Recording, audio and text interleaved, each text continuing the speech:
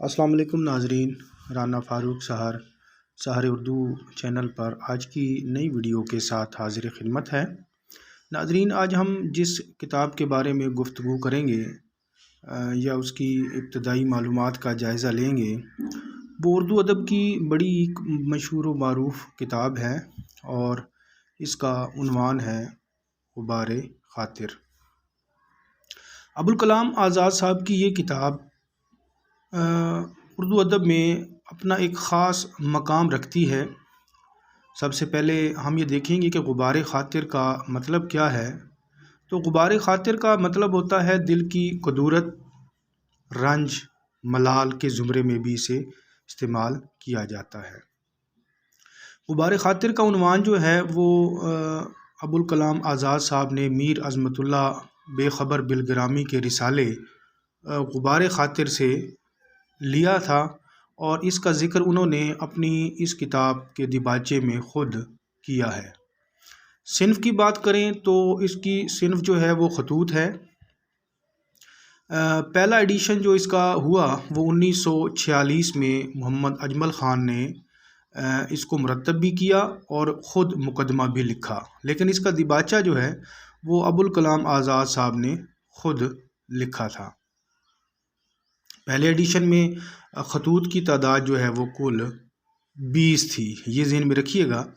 اس کے علاوہ اس کتاب میں موجود خطوط کا مکتوب علیہ کون تھا، یعنی یہ خطوط جو ہیں وہ کس کو لکھے گئے، تو ابوالکلام آزاد صاحب نے یہ خطوط جو ہیں حبیب الرحمن خان شیروانی کو لکھے تھے، اور ان خطوط میں وہ انہیں صدیق مکرم کہہ کر پکارتے رہے۔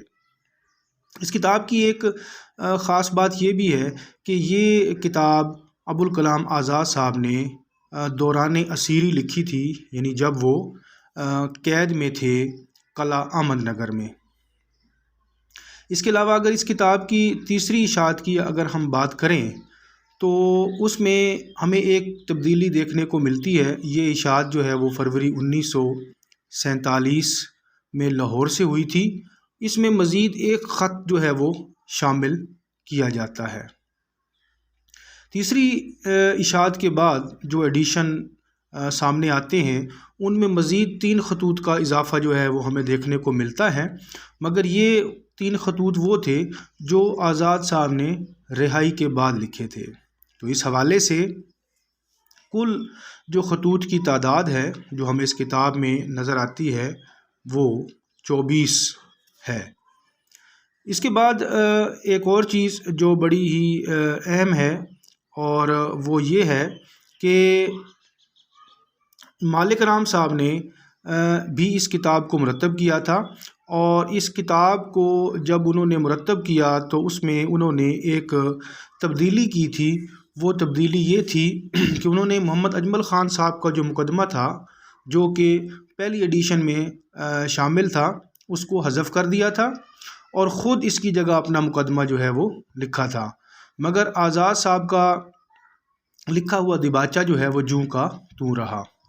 اس کے علاوہ مزید کچھ اس کتاب کے جو اہم پوائنٹ ہیں ان میں پہلی چیز تو یہ ہے کہ جیسا میں بتا چکا ہوں کہ ابوالکلام آزاد صاحب جو ہیں وہ 1942 سے لے کر 1945 تک جو ہے وہ سیاسی تناظر میں قید رہتے ہیں، اور محمد اجمل خان صاحب جو ہے یہ ابوالکلام آزاد صاحب کے قریبی دوستوں میں بھی شامل رہے ہیں۔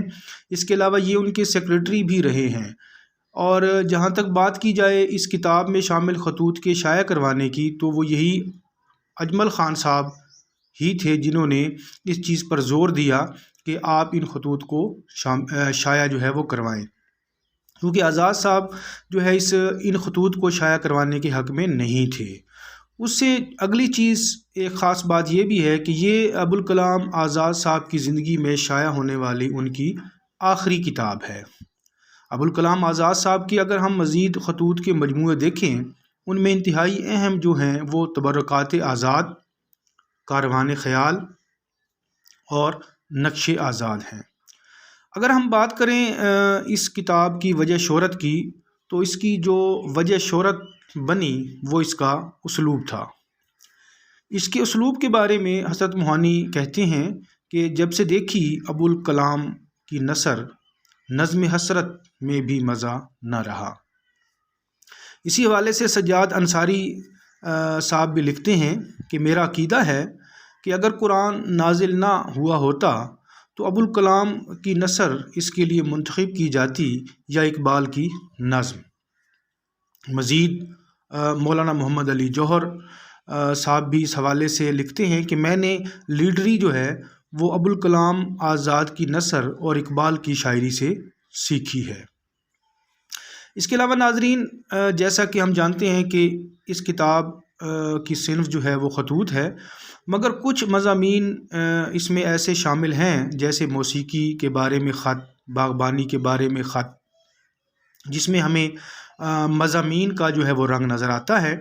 اس کے علاوہ حکایت زاغ و بلبل، چڑیا چڑے کی کہانی، یہ 2 خطوط ایسے ہیں جس میں آزاد صاحب کا جو